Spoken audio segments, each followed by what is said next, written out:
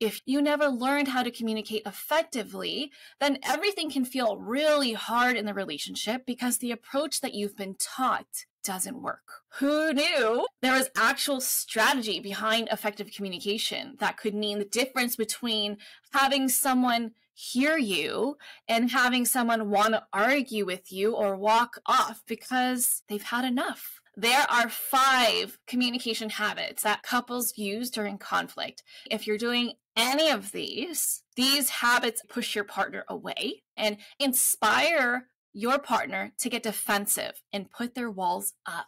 Welcome to the Marriage and Motherhood Podcast. I'm your host, Michelle Perda. As a marriage coach who's been through and still going through the trenches of motherhood myself, I get it. Life gets busy and sometimes your relationship takes a backseat. But guess what? You can feel like a couple while raising kids, and I'm here to help. Join me each week here as we dive into the messy but fulfilling world of marriage and motherhood. From navigating conflict to reigniting that spark, we're going to chat about it all. So, if you're juggling mom life with wife life, this podcast is for you. And hey, if you love what you hear, I'd be so grateful if you could rate and review this podcast on your favorite podcast platform. Here's this week's episode. Hello. Welcome back to another episode of the Marriage and Motherhood Podcast. My week is going really fast. We are in the throes of getting ready for our family vacation.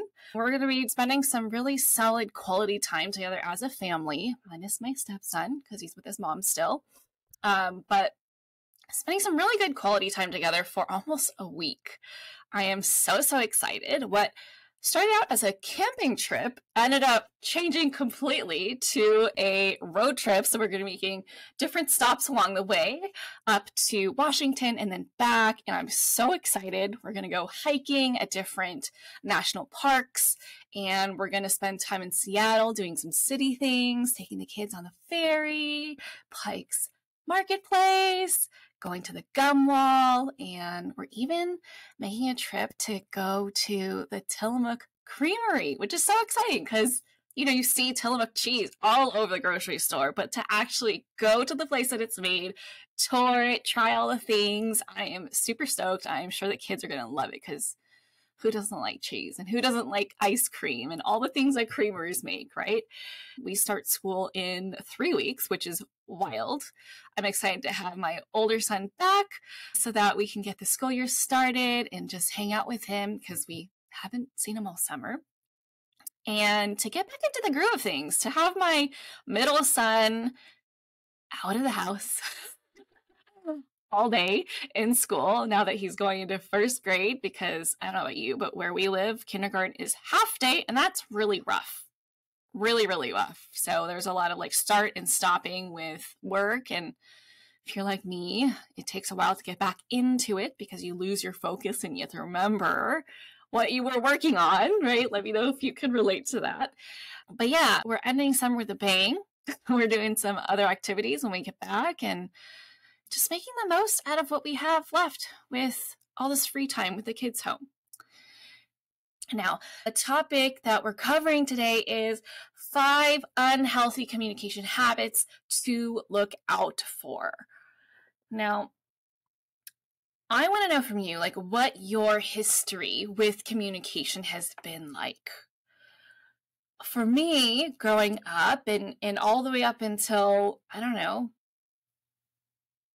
even know how many years ago, but recently, I have always felt like communication was a struggle. I wish it was simpler. Communication is such a huge thing when it comes to marriage, and it can truly make or break your relationship. If you know how to communicate well, then things tend to go a lot smoother, which is awesome, right? Issues that pop up get resolved easily. Sharing how you feel and what you need gets received well. You feel like you're a team that works well together, and you can openly talk to each other about, how you feel, what you need, what you want, your goals, your fears, all of that. And it creates a really strong connection between you two. But if you're like me and your parents weren't great communicators and you never learned how to communicate effectively, then everything can feel really hard in the relationship because the approach that you've been taught doesn't work, right? So when issues pop up, they feel impossible to resolve and often go unresolved, only for it to come back up repeatedly. And anytime you share how you feel, your partner gets defensive or goes silent. So you don't feel supported, you don't feel seen or heard, and you question whether you're even on the same team and struggle with being on the same page with each other, which can really create a lot of doubt and sense of insecurity in the relationship. And the conversations that you two tend to have tend to be very surface level and logistic based, right? Your conversations are mostly about the kids, the house, or other responsibilities. And you don't feel connected as a couple because of that. It just feels like you're doing life in parallel. You're co-parenting and your roommates, but do you actually feel like a connected couple? Probably not. But who knew there was actual strategy behind effective communication that could mean the difference between having someone hear you and having someone want to argue with you or walk off because they've had enough, right? I certainly didn't. I've been in plenty of relationships where I thought that I was a good communicator because in my upbringing, I thought that talking was better than not talking, right? In my upbringing, my parents wouldn't talk about stuff and then they would blow up because they couldn't take it anymore.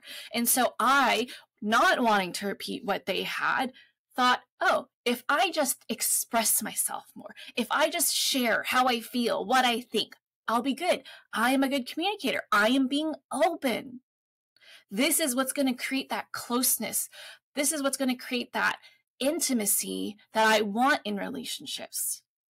But what I didn't know was that even though you're talking, even though you're open about how you feel and what you think and what you want, there is a way to do that effectively, and there are ways, plenty of ways, to do this ineffectively. And I didn't know how to do it effectively. And what I was actually doing was destroying the intimacy in my relationships. Whoops, right? There are 5 communication habits that are some of the most common ones that couples use during conflict. And unfortunately, if you're doing any of these, they're actually working against everything you want, which is to feel seen, heard, and cherished, okay? These habits actually push your partner away.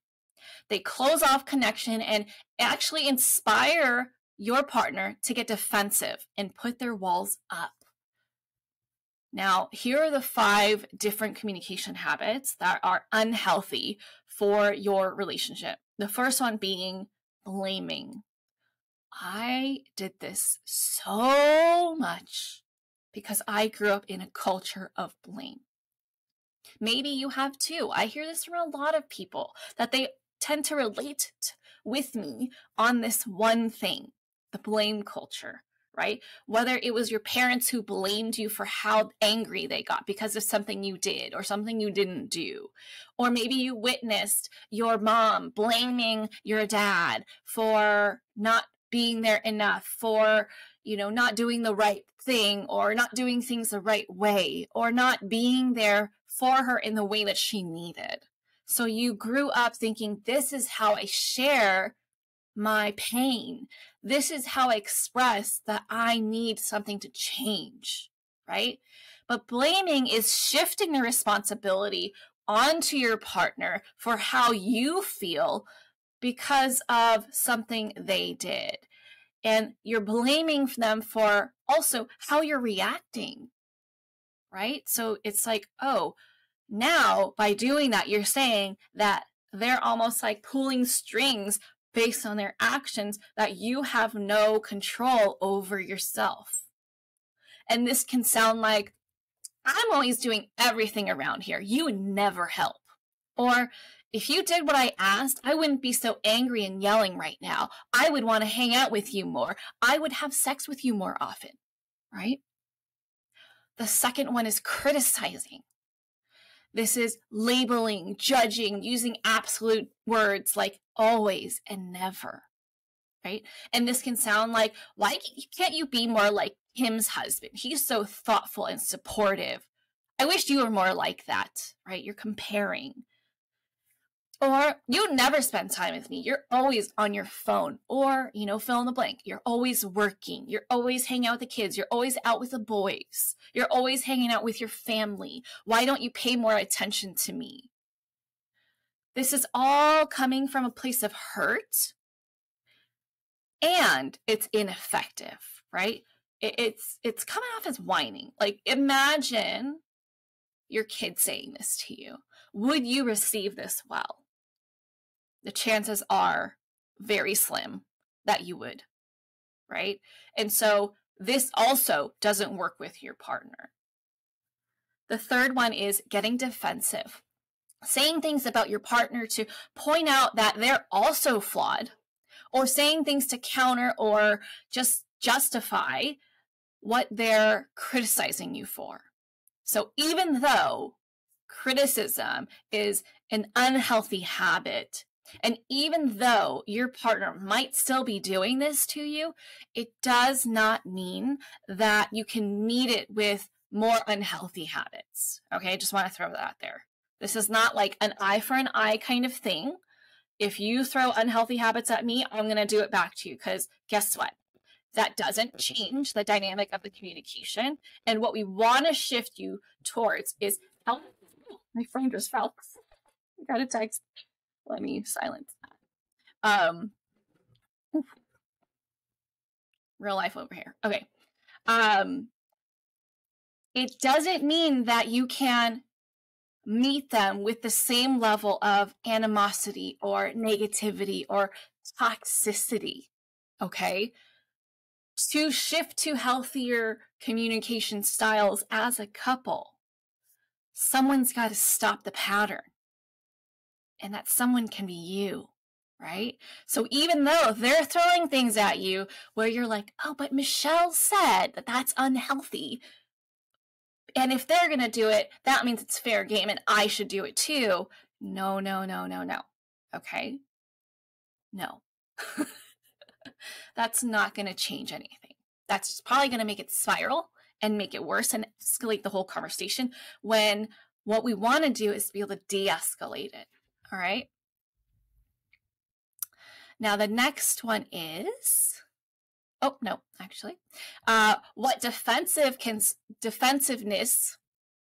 defensiveness can sound like is, well, maybe if you weren't so lazy and helped out more in the home or with the kids, then I'd be more fun and less serious all the time.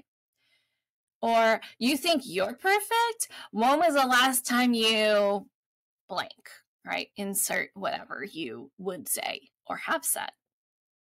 Other examples of defensiveness include bringing up the past, playing the victim, bringing up unrelated issues to redirect the attention off of you, right? Like, let's say they're sharing that that you haven't been spending much time with them, or you haven't been as nice as you have been before, or even as flirty as before.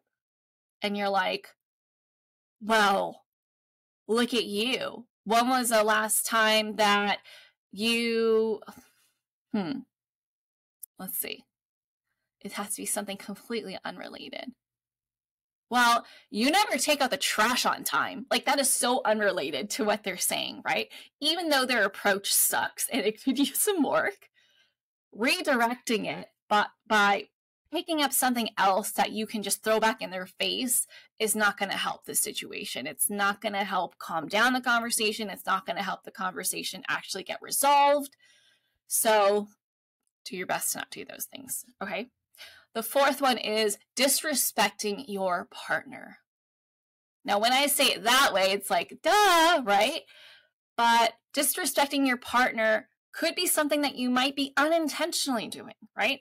We do some things, some interesting things when we're hurt and when we feel like we are being silenced or not seen, not heard, not supported, and we're trying to grasp at anything that we can to get what we need. So if you do this, I understand that you probably feel warranted in doing it. And I also understand that you might think that there's no other way, right? So this can sound like insulting your partner, being sarcastic to put them down, mocking them, rolling your eyes, right? By saying like, oh, look at that. You actually can clean up after yourself, right? That does not sound nice. Or, oh, you can't do anything right. Just let me handle it, right? All of this is just like putting your partner down. It's very condescending. It doesn't feel good to hear. And maybe your parents talk to you like that. So maybe it's just kind of been something that you have acquired over time. The last one is making assumptions, thinking something is true with no actual proof. As in, you might be trying to read their mind without even clarifying with them or confirming with them that that is true. And this can sound like you only help around the house because you want to look good for your family or for our guests, or you don't even care about us. You didn't even bother planning anything special for our anniversary. You must not love me anymore. You must be checked out. Again, there's no basis to what you're saying. Did they actually say those things? If not, then you're making assumptions that can create a lot of defensiveness or have them close off and feel like, well, why bother? Because they're just going to think what they're going to think, and it doesn't even really matter anymore what I say, right? Either way, nothing good. But the thing about communication is that they're just made of habits, right? Like, this is about 5 unhealthy communication habits.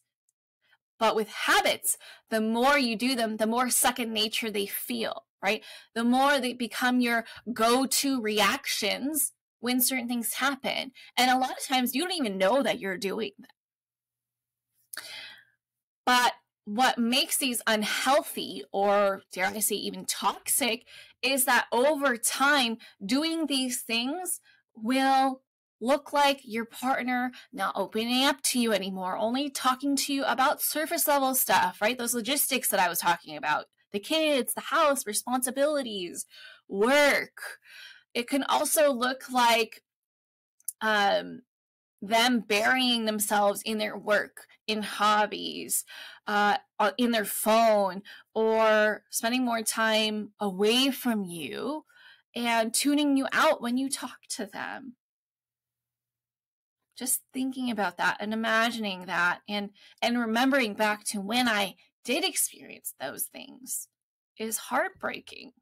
That is not what you want with your partner. That is the very opposite of what it looks like to feel connected, right?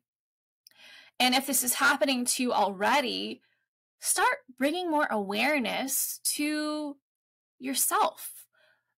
When you notice you doing these things, focus on building a habit that can actually bring you two back together as a team, right? Conflict is an opportunity to connect. But when we view conflict as a fight, as a battle, you versus me, that is not team-oriented, right? So remembering that you're a team and thinking about how a strong team would handle conflict, do those things.